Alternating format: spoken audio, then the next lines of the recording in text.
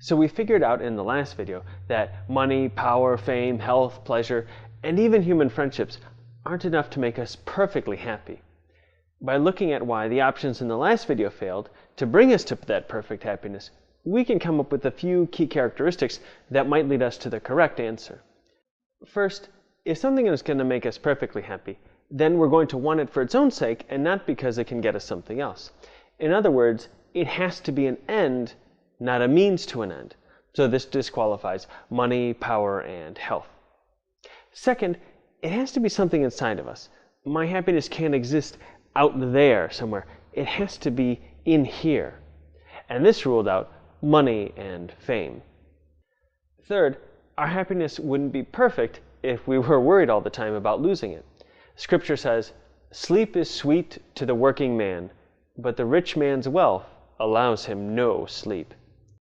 Voldemort would certainly understand, since he has to always worry about the safety of his Horcruxes.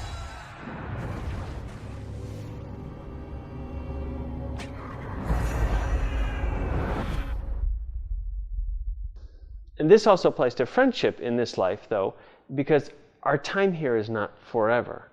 And we have to worry, is today the last day that I will get to be with my friends? Fourth, and perhaps most important, what makes us perfectly happy satisfies all our desires. If there is still something we want but don't have, then we aren't perfectly happy. When you put these four things together, though, it's a pretty tall order. Maybe Voldemort was onto something. Maybe we can't be perfectly happy, and we should do what he did and just prolong our lives on this earth as long as possible, so to live it up, before we all snuff it.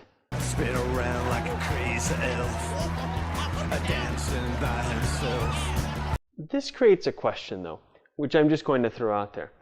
If nothing exists that can perfectly satisfy our hunger, then how did we develop a taste for this in the first place? Jesus' answer to the question of what will make us perfectly happy is simply himself. At the Last Supper before he died on the cross, Jesus told his disciples, "I am the way, the truth, and the life." St. Paul compares our knowledge of God now to what it will be in heaven by saying, "At present we see as through a glass darkly, but then face to face. At present I know partially, then I shall know fully, as I am fully known." St. John spoke of the heavenly transformation of ourselves this way, "Beloved, we are God's children now. What we shall be has not yet been revealed. We do know that when it is revealed, we shall be like him, for we shall see him as he is." Before exploring this idea in depth, let's do a check to see if seeing God meets all of the criteria for perfect happiness that I listed above. It's not a means to an end, but we seek it for its own sake. It doesn't have an end, it goes on forever. It's something internal to us, not external like money. And finally, most importantly, it is something that can satisfy all our desires.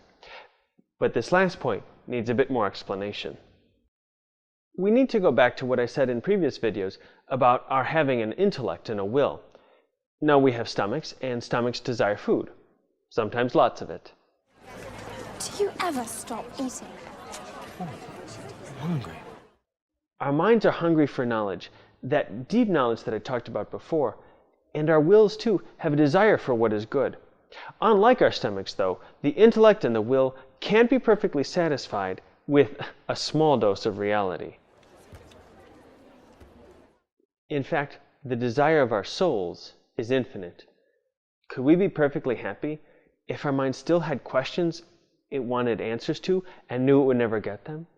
Could our will be happy if there was some wonderful person or wonderful thing out there that it knew was never going to be united to in love? We get a glimpse of this eternal, infinite reality in our fleeting, infinite loves here on earth. The rush of uniting with what we love can make a moment seem to last forever, and time to stand still. But even when time resumes its normal course, there is still that reminder that when we really have what we want, the world seems to stand still. And when it begins to spin again, we wish that it didn't. Believe it or not, there was actually a Coke commercial that illustrated this point quite nicely. We were 6 weeks from graduation, the 5 of us.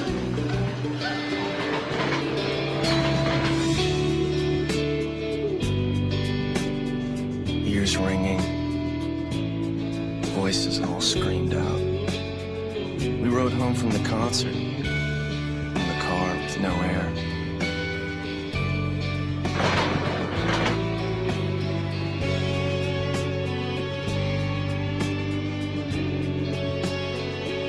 And as I watched them sleep, it hit me.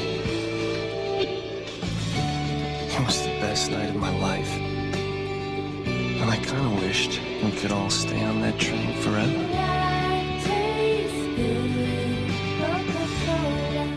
The British author G.K. Chesterton once said, "These moments are filled with eternity. These moments are joyful because they do not seem momentary. Man cannot love mortal things. He can only love immortal things for an instant."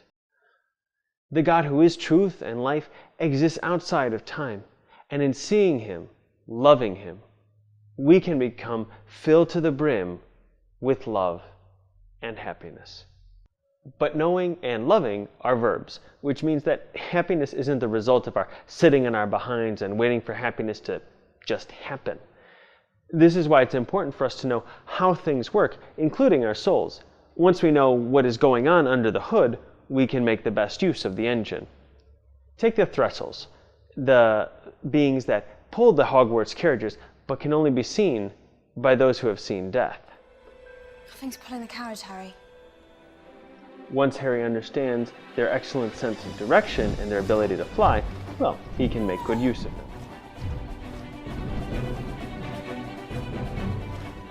At the end of the Sorcerer's Stone, Harry has to face Professor Quirrell and Lord Voldemort on his own.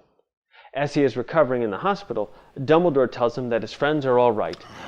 I see that your friend Ronald has saved you the trouble of opening your chocolate frogs. Ron was here. Is he all right? What about Hermione? Fine. They're both just fine. But it is in seeing them again that he really has a sense that he possesses them, that they are really united once more. All right there, Ron. All right. You? All right. Hermione? Never better.